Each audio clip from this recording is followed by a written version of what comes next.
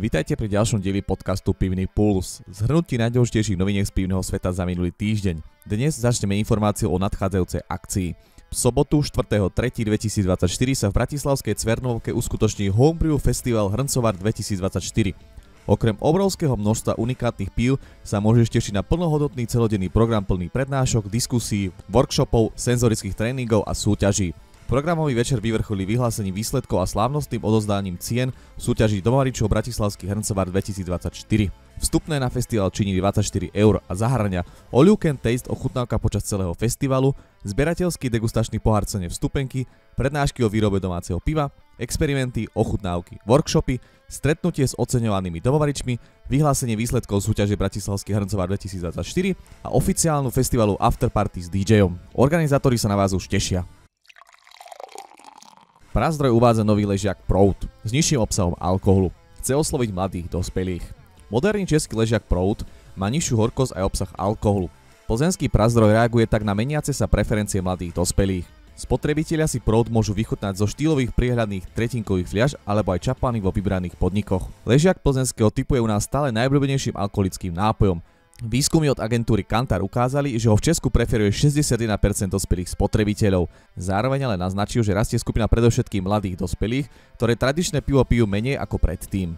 Zatiaľ čo v roku 2015 ho aspoň raz mesačne dalo 56% spotrebiteľov vo veku 18 až 30 rokov, v minulom roku to bolo už len 44%. Nový ležiak Proud sa vyznačuje nízkou horkosťou, konkrétne 18 jednotiek IBU, pričom obvykle mávajú české ležiaky horkosť vyššiu ako 30 jednotiek IBU. Vďaka nižšiemu stupňu prekvasenia ponúka iba 3,9% alkoholu, aj preto je pre neho charakteristická chuťová plnosť a dobrá piteľnosť typická pre český ležiak. Proud bude k dostaniu prevažne vo vratných tretinkových fľašiach, ktoré sú vyrobené z číreho skla. Pri varení nového ležiaka sme použili moderný chmeľový produkt, vďaka ktorému chuť piva nepodlieha negatívnym vplyvom svetla a môžeme ho ponúkať v krásnej priehľadnej fľaši, dodáva Jakub Marek. Nový ležiak Proud vznikal v spolupráci s vrchnou sládkou rovnomenného experimentálneho pivaru, ktorý v areáli plzeňského Prazdroju sídli od roku 2020.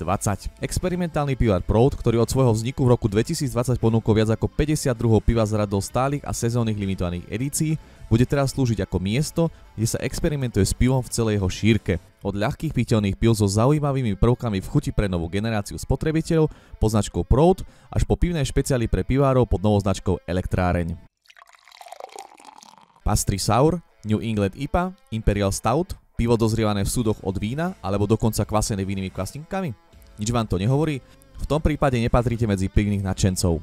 Pretože všetky tieto štýly v posledných pár rokoch hýbu európskou scénou remeselného piva. Ukázal to nedávny pražský pivný festival Winter Affair, kam sa zišlo 25 pivárov z celej Európy. Český ležiak, považovaný za jeden z najtradičnejších a najobľúbenejších pivných štýlov, má stále silné meno vo svete piva. Pivovar Zichovec, ktorý organizuje rôzne festivaly, potvrdzuje, že záujem o tento štýl je stále živý. Zatiaľ čo nové trendy a inovácie prinášajú do pivarníckeho sveta rôznorodosť, český ležiak zostáva základným kameňom, ktorý nie je ohrozený. Málo ktorý iný pivný štýl sa môže pochváliť takou dlhou históriou a globálnou obľubou ako český ležiak. Pivovar Zichovec predstavuje pivnú novinku Sour Aronia and Cherry. O pive napísal: predstavujeme nové pivo pre milovníkov kyslého a pre tých, ktorí sa s nami chcú tešiť na leto. Po marakujovo-aróniovom omyle minulého týždňa teraz predstavujeme kysláč, do ktorého sme aróniu dali úplne 100% a úplne zámerne. V tomto novom prírastku do nášho klasického nenáročného radu 12-stupňových ovocných sourov sa môžeš tešiť na intenzívny prejav višní a plodov arónie. Višňový charakter je naozaj veľmi silný a pripomenie ti skutočnú až mäsitú dužinu zrelých višní. V závere je potom podporený trieslovinovou trpkosťou arónie a ľahko jogurtovým charakterom vytvoreným pôsobením potravinárskych laktobacilov. Skupina Carlsberg chce zvýšiť tržby pomocou vyšších investícií do čínskeho trhu a väčšej ponuky drahších pív. Investorom sa predstavené plány páčili, akcie spoločnosti vyrástli o 5%. Medzi najpopulárnejšie značky dánskej nadnárodnej pivarníckej skupiny Carlsberg patria Carlsberg, Holsten, Neptun či Grilbengen. Carlsberg je v súčasnosti 6. najväčším pivarom na svete podľa výšky tržieb.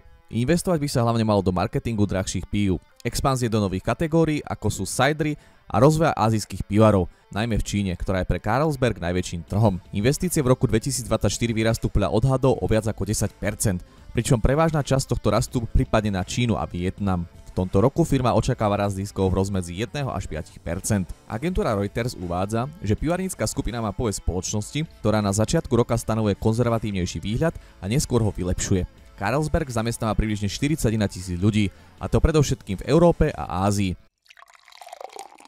A na záver jedna pivná zaujímavosť. Dňa 22. júna 1977 sa Steven Petrosino zapísal do Guinnessovej knihy rekordov vo vypití 1 litra piva za 1,3 sekundy.